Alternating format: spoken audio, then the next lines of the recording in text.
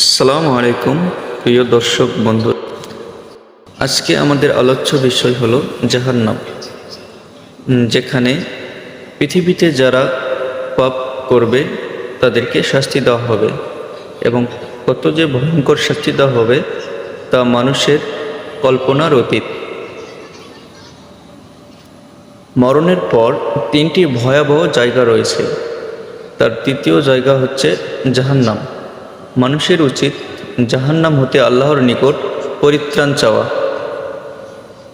আবু হুরাইরা রাদিয়াল্লাহু বলেন, রাসূল সাল্লাল্লাহু আলাইহি ওয়াসাল্লাম বলেছেন, কোনো মানুষ 7 বার জাহান্নাম হতে পরিত্রাণ চাইলে জাহান্নাম বলে, হে আমার প্রতিপালক, নিশ্চয়ই আপনার অমুক দাস আমার থেকে আপনার নিকট পরিত্রাণ চেয়েছে, আপনি তাকে জাহান্নাম থেকে রক্ষা করুন। আর কোনো বান্দা আল্লাহর নিকট 7 বার জান্নাত চাইলে জান্নাত বলে, হে আমার প্রতিপালক, নিশ্চয়ই আপনার অমুক বান্দা আমাকে চেয়েছে, আপনি দয়া করে তাকে জান্নাতে প্রবেশ করান। আনাস ইবনে মালিক রাদিয়াল্লাহু বলেন, নবী করিম সাল্লাল্লাহু আলাইহি ওয়াসাল্লাম বলেছেন, যে ব্যক্তি আল্লাহর নিকট 3 বার জান্নাত চায়, তখন জান্নাত বলে, হে আল্লাহ, তুমি তাকে জান্নাতে প্রবেশ করাও। আর যে ব্যক্তি 3 বার জাহান্নাম থেকে পরিত্রাণ চায়, তখন জাহান্নাম বলে, হে আল্লাহ, তুমি তাকে জাহান্নাম থেকে পরিত্রাণ দাও।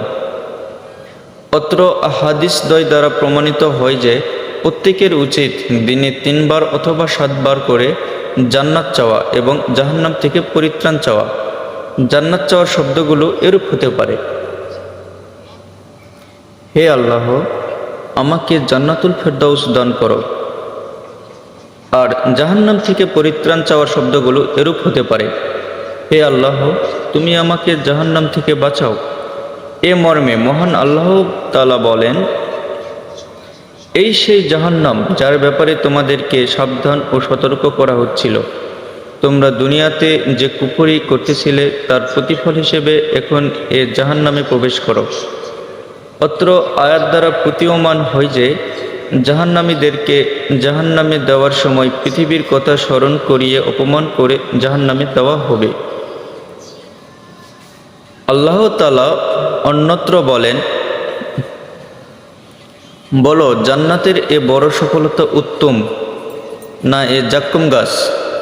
আমি এ জাক্কুম গাছটি অত্যাচারীদের জন্য বিপজ্জনক করেছি।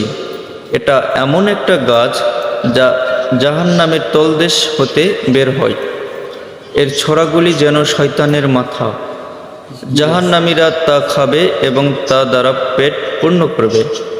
তারপর পান করার জন্য তাদেরকে দেওয়া হবে ফুটন্ত পানি। তারপর তারা সে জাহান্নামের আগুনের দিকেই ফিরে যাবে। জাক্কুম এক প্রকার গাছ। এই গাছ আরব দেশের তেহামা অঞ্চলে হয়। তার স্বাদ তিক্ত ও কটু আর গন্ধ অসহ্যকর।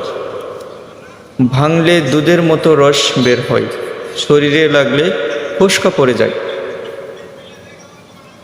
আল্লাহ তাআলা অন্যত্র বলেন, জাক্কুম গাছ হবে পাপীদের খাদ্য, তেলের তলানির মতো। এ খাদ্য পেটের মধ্যে এমনভাবে উথলে উঠবে যেমন টকবক করে ফুটন্ত পানি। ফেরেশতাদের বলা হবে, তাকে ধরো এবং টেনে হিঁচড়ে নিয়ে যাও জাহান্নামের মাঝখানে। তারপর ঢেলে দাও তার মাথা ওপর টকবক করা ফুটন্ত পানি, আর বলা হবে, এখন গ্রহণ করো এর স্বাদ। তাদেরকে এমন উত্তপ্ত পানি পান করানো হবে যা তাদের নাড়িভুড়ি পর্যন্ত ছিন্ন ভিন্ন করে দিবে। আল্লাহ তাআলা অন্যত্র বলেন, অপরাধী লোকেরা ভুল ধারণায় নিমজ্জিত এবং তাদের বিবেক বুদ্ধি তিরোহিত যেদিন তাদেরকে উল্টাভাবে টেনে হিঁচড়ে নিয়ে গিয়ে জাহান্নামে নিক্ষেপ করা হবে, সেদিন তাদেরকে বলা হবে, এখন সাকার নামক জাহান্নামের স্বাদ আস্বাদন করো। আল্লাহ তাআলা অন্যত্র বলেন, তাহলে হে পথভ্রষ্ট ও অবিশ্বাসকারী লোকেরা, তোমরা জাক্কুম গাছের খাদ্য অবশ্যই খাবে। তা দ্বারা তোমরা পেট ভর্তি করবে, আর ফুটন্ত টকবগে পানি পিপাসায় কাতর উটের ন্যায় পান করবে। এটাই হচ্ছে অপরাধীদের জন্য বিশেষ বিচারের দিনে মেহমানের খাদ্য। আল্লাহ তাআলা অন্যত্র বলেন, অপরাধী কিয়ামতের মাঠে বলবে, হায় আফসোস, দুনিয়ার মরণই যদি চূড়ান্ত হতো, আজ আমার অর্থ সম্পদ কোনো কাজে আসলো না, আমার সব ক্ষমতা, আধিপত্য, প্রভুত্ব শেষ হয়ে গেল। বলা হবে তাকে, ধরো তার গলায় লোহার শিকল দিয়ে ফাঁস লাগাও, অতঃপর তাকে জাহান্নামে নিক্ষেপ করো, আর তাকে 70 হাত দীর্ঘ শিকলে বেঁধে দাও। এ তো আল্লাহর প্রতি ঈমান আনেনি এবং মিসকিনকে খাদ্য দেওয়ার প্রতি মানুষকে উৎসাহ দান করেনি। এ কারণেই আজ এখান থেকে তার কোনো সহযোগী বন্ধু নেই, আর ক্ষত নিঃসৃত রক্তপুষ দ্বারা তার আর কোনো খাদ্য নেই। নিতান্ত অপরাধী ছাড়া এ খাদ্য আর কেউ খায় না। আল্লাহ তাআলা অন্যত্র আরো বলেন,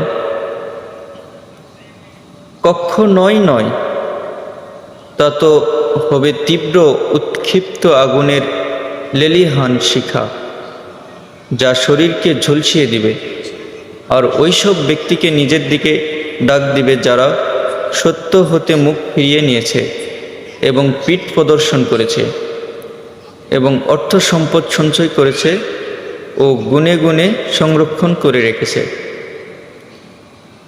আল্লাহ তাআলা অন্যত্র বলেন, নিশ্চয় আমার নিকট তাদের জন্য রয়েছে দুর্বহ বেরি আর দাউ দাউ করে জ্বলতে থাকা আগুন, গলায় আটকে যাওয়া খাদ্য এবং কঠিন পীড়াদায়ক শাস্তি। অত্র আয়াত দ্বারা প্রতীয়মান হয় যে খুব ভারী ও দুর্বহ বেরি পাপাচারী অপরাধী লোকের পায়ে বেঁধে দেওয়া হবে। এটা হচ্ছে শাস্তির বেরি, শাস্তির উপর শাস্তি। আল্লাহ তাআলা আবারও বলেন, খুব শীঘ্রই আমি তাকে সাকার নামক জাহান্নামে নিক্ষেপ করব। আর আপনি কি জানেন সে সাকার নামক জাহান্নাম কি? তা এমন একটি জাহান্নাম যা কাউকেই জীবিত রাখে না, আবার মরা অবস্থায় ছেড়েও দেয় না। জাহান্নামীদের চামড়া ঝলসিয়ে দেয়। সে জাহান্নামের কর্মচারী হিসেবে 19 জন ফেরেশতা নিয়োজিত আছে। এক কথাটি আল্লাহ তাআলা অন্য আয়াতে এভাবে বলেছেন,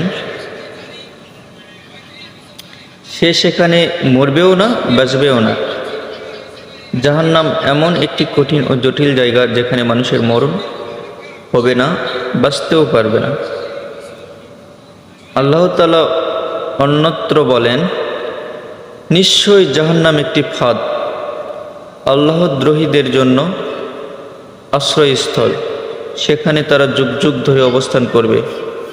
সেখানে তারা কোনো শীতল ও সুপেয় জিনিসের স্বাদ আস্বাদন করবে না। তাদের পান করার জন্য রয়েছে ফুটন্ত গরম পানি এবং ক্ষত হতে নির্গিত রক্তপুষ। এ হবে তাদের কর্মের পূর্ণ প্রতিফল।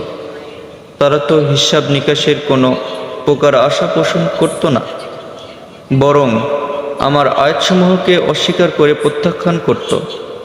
অথচ আমি তাদের প্রত্যেকটি বিষয় গুণে গুণে লিখে রেখেছিলাম। অতএব এখন স্বাদ গ্রহণ করো, আমি একমাত্র তোমাদের শাস্তি বেশি করব। অত্র আয়াতে একটি শব্দ রয়েছে, গাস্সাক, হচ্ছে কঠিন নির্যাতনের ফলে চক্ষু এবং চামড়া হতে যেসব রস নিঃসৃত হয় তাকে গাস্সাক বলে। আর এখানে পুজ মিশ্রিত রক্তকে বোঝানো হয়েছে। প্রিয় দর্শক, আমরা আজকে দেখলাম জাহান্নাম কতটা ভয়ঙ্কর, এর সংক্ষিপ্ত কিছু বিবরণ।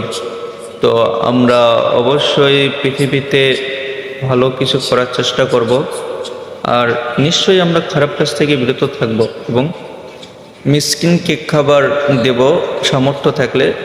যদিও বা সামর্থ্য না থাকে তাহলে অন্যদের যাদের সামর্থ্য আছে তাদেরকে উৎসাহিত করব। তবে আমরা মিসকিনদেরকে খাওয়াতে উদ্যত হব এবং খাওয়ানোর চেষ্টা করব। আল্লাহ তাআলা আমাদের সকল গুনাহ ক্ষমা করুক। আমি এই দোয়াই করি সবার জন্য যে আল্লাহ আমাদের সকলের গুনাহ ক্ষমা করুক এবং একজন ইমানদার মুমিন ব্যক্তি হিসেবে মৃত্যুবরণ দিক, যাতে আমরা সফল হতে পারি। ভিডিওটি ভালো লাগলে অবশ্যই ভিডিওতে একটি লাইক দিবেন এবং একটি শেয়ার করবেন, যাতে অন্যরাও ভিডিওটি দেখতে পারে এবং জানতে পারে জাহান্নাম কতটা ভয়ঙ্কর। আমরা প্রত্যেকেই জানি যে জাহান্নাম কতটা ভয়ঙ্কর, কিন্তু সময়ের অভাবে আমরা এই বিষয়টি উপলব্ধি করি না বা বোঝারও চেষ্টা করি না। তো আপনাদের সুবিধার্থে আমি এরকম পড়ে আপনাদের শোনালাম। ভালো লাগলে অবশ্যই একটা পেজে ফলো দিবেন এবং চ্যানেলে সাবস্ক্রাইব করবেন। ধন্যবাদ। আসসালামু আলাইকুম।